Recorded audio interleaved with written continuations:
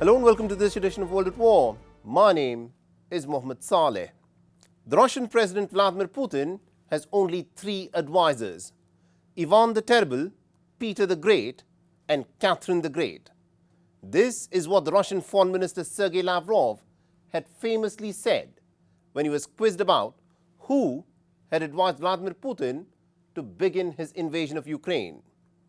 Now, Crimea is the crown jewel of Vladimir Putin's geopolitical and strategic achievements.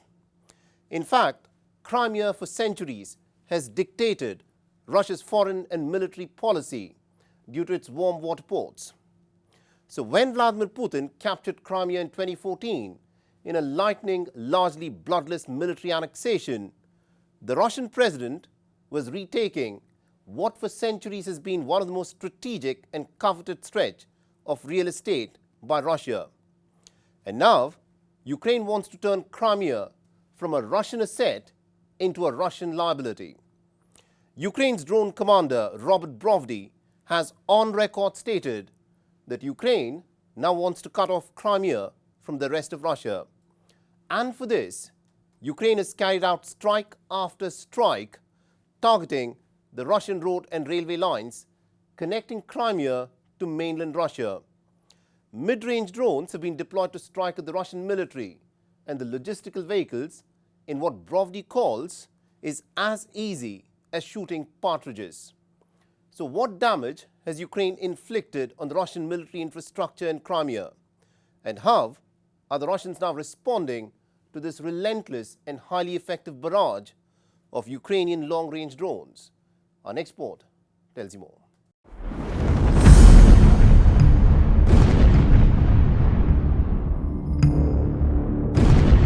Russia is inflicting damage, but it is Ukraine that appears to be winning tactically. According to the American think tank CSIS, Ukraine, since the beginning of 2026, has managed to claw back about 400 square kilometers of territory from Russia. So in the current battle dynamic, it is Ukraine which appears to have a razor-thin advantage, and instead of losing territory, it is incrementally rolling back the Russian war machine. The Ukrainian drone commander Robert Brovdy has not minced words. Even as the Russians continue to push deeper into the Donbas region, the Ukrainian ambition now is to sever Crimea from mainland Russia. Crimea with its warm water ports is Russia's greatest strategic prize, and in wave after wave of deadly and precise drone attacks, Kiev has tried to isolate Crimea from the rest of Russia.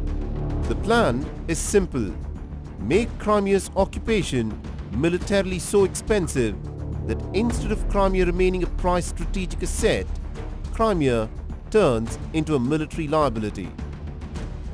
This video released by the Ukrainian Special Forces shows the moment when a long-range Ukrainian drone smashed into a railway bridge over the northern part of the Crimean Canal.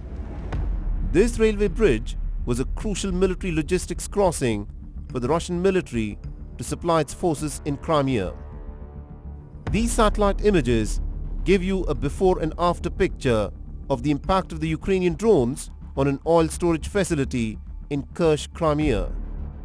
Besides bombing bridges, according to Robert Brovdy, Ukraine has also struck an estimated 19 Russian oil tankers in the Sea of Azov while they were on their way to replenish the oil supplies in Crimea. And these strikes are beginning to have an impact. Fuel rationing has been imposed in Crimea. There are long queues at fuel stations, and the price of fuel in one of the biggest oil-producing nations in the world has gone through the roof. I can't say I am happy. It should be normal when fuel is unrationed, without QR codes or anything like that. As a driver, I am not happy about the current situation. I do understand that it is a forced measure, but surely I cannot say that I am happy. Overall, I can say that the fuel price is very crucial because I think it will cause all the goods prices to go up. The precision and long-range strike capability of the Ukrainian drones has taken the Russians by surprise. Elon Musk's Starlink, that has been deployed by the Ukrainian drone commanders, has provided the Ukrainian drones with an added range without losing their precision. While the former Google CEO, Eric Schmidt's defense tech firm, perennial autonomy has produced the Hornet, an AI-assisted loitering drone that allows the Ukrainians to scan for and target any Russian soldiers who are on the move. On the other hand, the Russians are now deploying heavy electronic jammers to disable the Ukrainian drones before they can strike their targets. But Volodymyr Zelensky is sensing his advantage. Russia's oil-producing capacity is down by more than 30%. Crimea is under relentless pressure. And even Donald Trump now appears to be more willing to help the Ukrainians out. So one of the things we're going to be talking about is we're going to give a license to you to make Patriots. That's pretty cool, right? This way you can't complain that we're not giving them enough. I say, make them yourself. We haven't informed the company of that yet, but that'll work out all right. You know, I'm sure they'll be thrilled. But you know, they'll be able to do it. You'll be able to figure that out. Most countries couldn't do that. Yeah. If I said that to most countries, they wouldn't know what I'm talking about. But this is a very ingenious group, and what I like about that, it's a defensive situation as opposed to an offensive. The coming weeks are crucial in the Ukraine war. The Russian position is that the Kremlin would be willing to use nuclear fire for the control of Crimea, and the Ukrainian ambition is no longer in doubt. Kiev wants to sever Crimea from mainland Russia.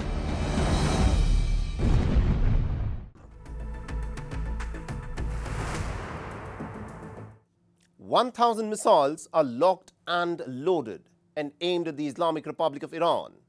This is what Donald Trump has said this week as the Memorandum of Understanding has unraveled.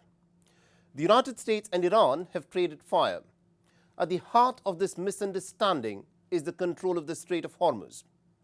Iran insists that it has the sovereign right to govern and regulate commercial traffic on this crucial choke point.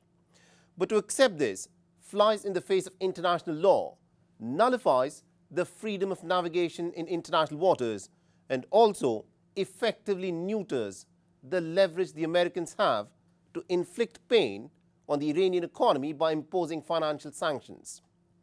The Iranians see the control of the Strait of Hormuz as an issue that is as crucial in its leverage as their desire to enrich uranium. So is this the end of negotiations and the beginning of an all-out war? Or will war go hand in hand with negotiations at the Strait of Hormuz? Our next report tells you more.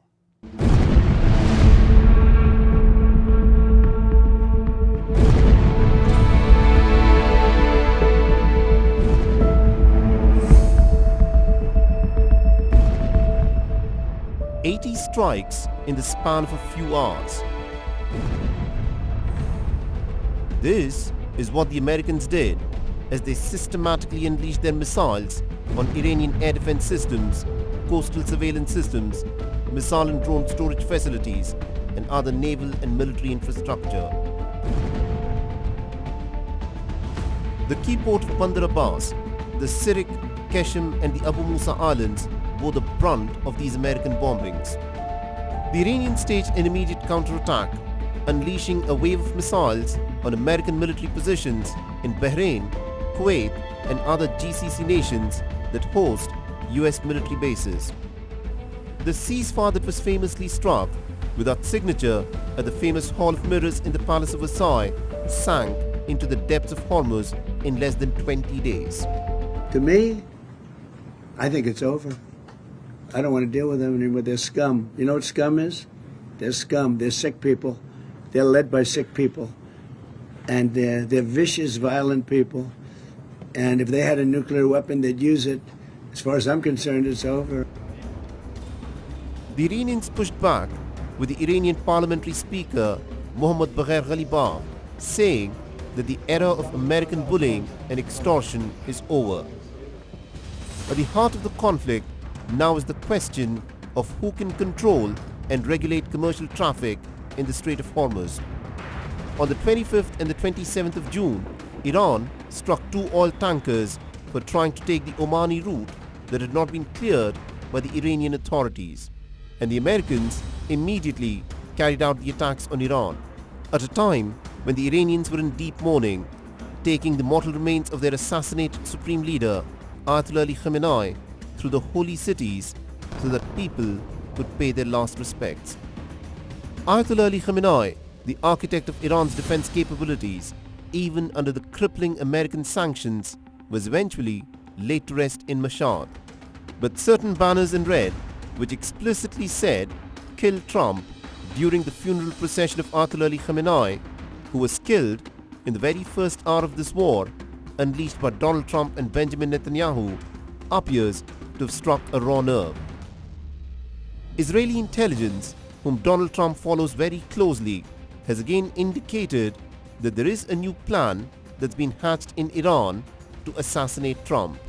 But some American officials have weighed in that this Israeli intelligence report is perhaps designed to sway Donald Trump's decision-making as the peace deal with Iran has unraveled. Donald Trump immediately shot off a hotly worded post on his Truth Social account. 1,000 missiles are locked and loaded and aimed at the Islamic Republic of Iran, with thousands more to immediately follow should the Iranian government act on its threat, pronounced in many corners of the globe, to assassinate or attempt to assassinate the sitting President of the United States of America, in this case, me. Orders have already been given and the US military is ready, willing and able for a one-year period of time, subject to extension, to completely decimate and destroy all areas of Iran. Now, Trump's decision-making and the advisors that he relies on to make decisions of war and peace have been a subject of intense debate. The war for the control of Hormuz will decide the new hegemon who will dominate West Asia in the decades to come.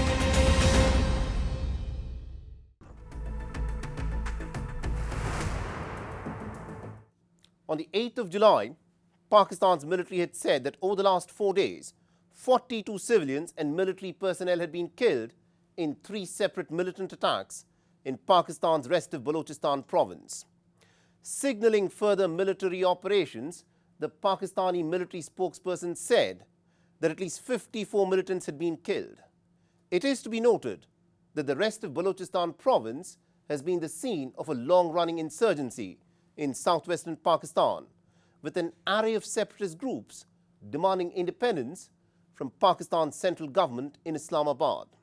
Our next report tells you more.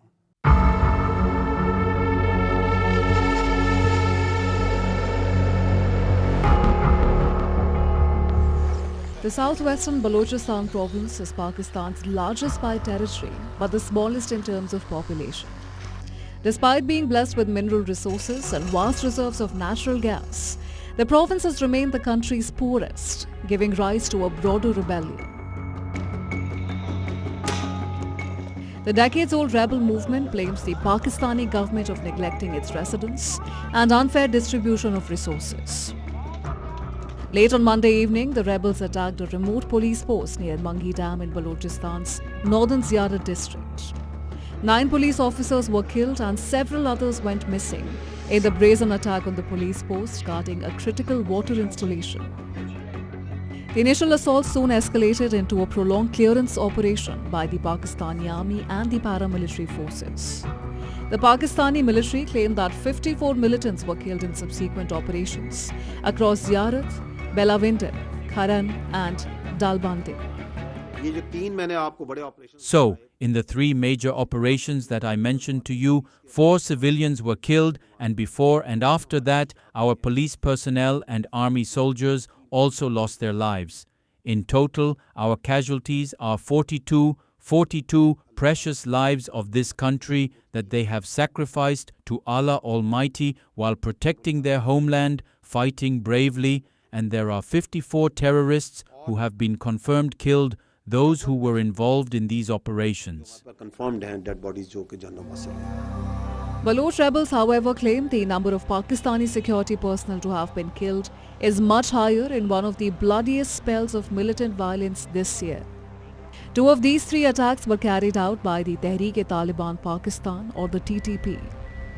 Stretching from the outskirts of Quetta to the northern mountains of Ziyarat and the strategic N25 highway in the coastal Lasbela district, these 3 attacks have highlighted the persistent security challenges which the Asim Munir-led establishment is facing in its largest but most restive province. Pakistan's military says that since 5th of July, in Operation Shaban and other intelligence-based operations, a total of 75 terrorists have been neutralized, with ground and aerial operations still underway. Right now, the situation is that engagements are ongoing at multiple locations. I will share more details with you shortly. At various places, the Army, FC, law enforcement agencies, security forces, and intelligence agencies are engaged with them and taking them on both on the ground and in the air. All of these operations will be brought to their logical conclusion that they deserve. Noteworthy is the fact that Pakistan has witnessed an escalation in violence, especially in Khyber Pakhtunkhwa and Balochistan, in the wake of Afghan Taliban seizing power in Kabul in August 2021. Islamabad, troubled by a rise in attacks on its security forces, has repeatedly accused the Afghan government of providing a haven to anti-Pakistan militant groups, a claim refuted by Kabul. In recent months, Pakistan has launched airstrikes on Afghan territories that it claims targets militants, but that Afghan government officials and the United Nations says have killed dozens of civilians. The Pakistani security forces have found the going tough in battling the deadly decades-long insurgency by Baloch separatists. With the insurgency entering a critical phase, Balochistan remains one of the biggest pressure points for Islamabad.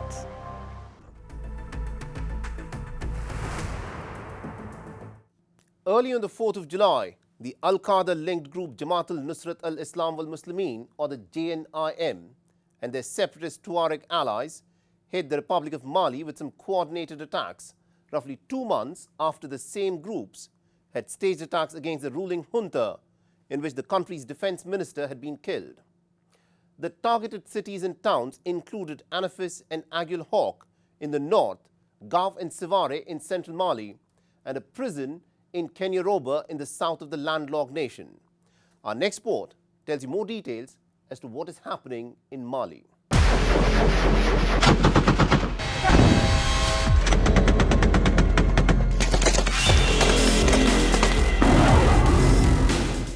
The Republic of Mali is besieged with its gravest security crisis since 2012. First, in late April offensives, the strategic northern Malian city of Kidal fell under the control of Azawad Liberation Front or FLA fighters in a major blow to the ruling military junta. And in the latest threat to the landlocked Sahel nations' embattled leaders, a fresh wave of coordinated attacks was launched by the jihadists and their separatist Tuareg allies at around 5 a.m. local time on Saturday in 5 locations across Mali. The targeted cities and towns included Anafis and Aguel Hawk in the north, Gao and Sivare in central Mali, and Kenyaroba in the south. It is to be noted that the northern towns of Anafis and Aguel Hawk are the last remaining locations where Mali's army maintains a presence in the Kidal region, following the massive attacks of April 25th and 26th. Following the early Saturday offensive, the rebels claimed control of Anafis, considered vital to maintaining a grip on the strategic northern town of Kidal. The residents of Gao, in the north, reported gunfire and loud blasts near an army camp. Explosions were also reported in the central town of Sivare, and the Kenyaroba prison complex, located a few dozen kilometers from the capital, Bamako, was also attacked by the insurgents. On Thursday morning, the Tuareg separatists and their jihadist allies reportedly attacked a convoy of Russian mercenaries and Malian soldiers as they traveled to help cohorts hold up at a northern military camp in the town of Anafis.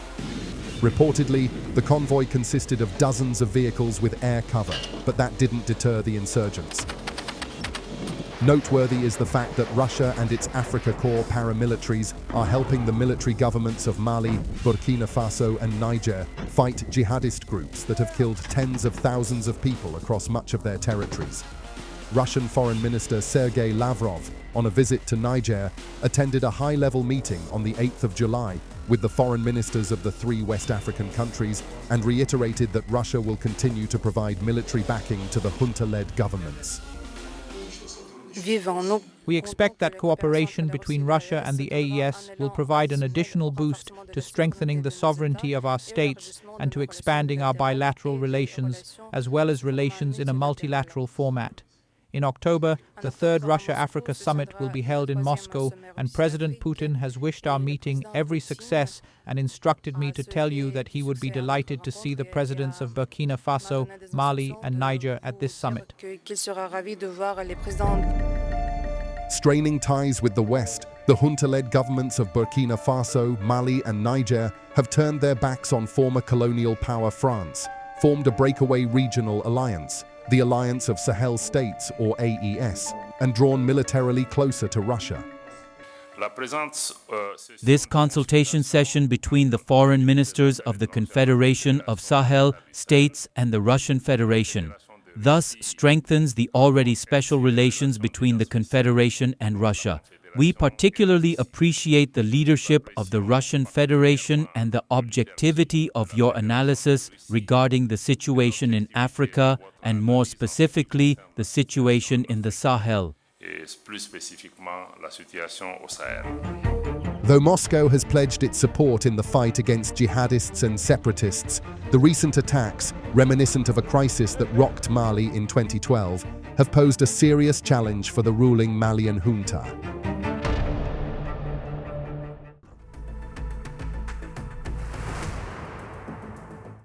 Sri Lanka was jolted by 2 days of deadly clashes between rival groups of inmates at a prison in the coastal town of Negombo, about 35 kilometers north of the commercial capital of Colombo. At least 28 people were killed and more than 100 others were wounded in these prison riots. On the 7th of July, an investigation was launched into the deadliest prison riot on the island nation in many years. Our next report tells you more.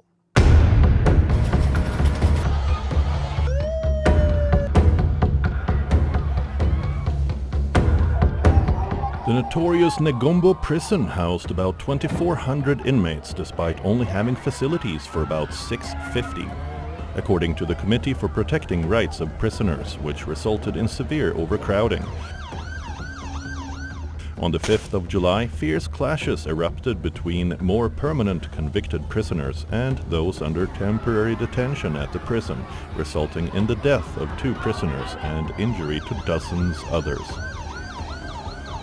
The next morning, a second, more deadly round of clashes erupted, leaving 23 others dead. Reportedly, 7 guards were killed when they tried to break up the rioting. Police riot control squads armed with batons and police special forces too were rushed to the prison in a bid to control the riot. A preliminary investigation found that rival gangs had clashed inside the prison before overpowering guards, seizing their weapons and opening fire.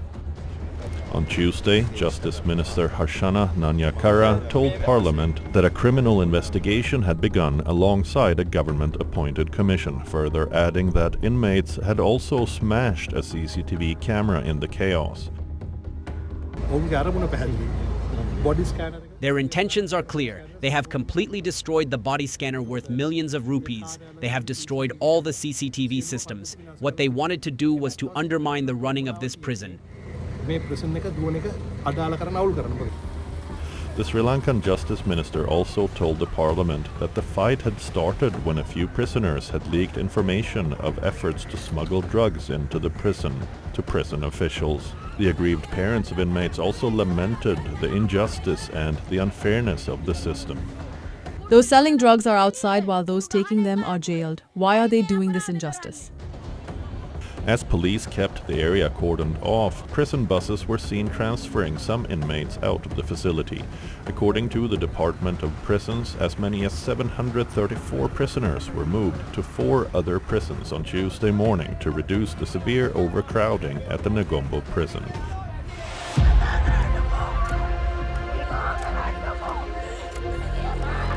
The next day, the remains of 7 prison officers killed in the prison riot were brought to the prison headquarters in Colombo for colleagues to pay their last respects. Promising that justice will prevail, the justice minister tried to console the distraught officers. It is difficult for me to soften your sadness, but remember we are there for you all. We will investigate. Justice will prevail. Sri Lankan prisons are operating at an estimated 4 times their intended capacity.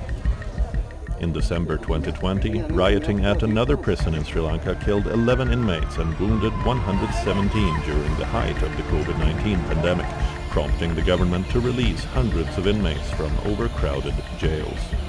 The riots at the overcrowded Negombo prison has once again brought to the fore the issue of Sri Lanka's chronically overcrowded prison system. The question is, will the scale of violence and the number of casualties in the Negombo prison riot lead to a much-needed overhaul in Sri Lankan prisons?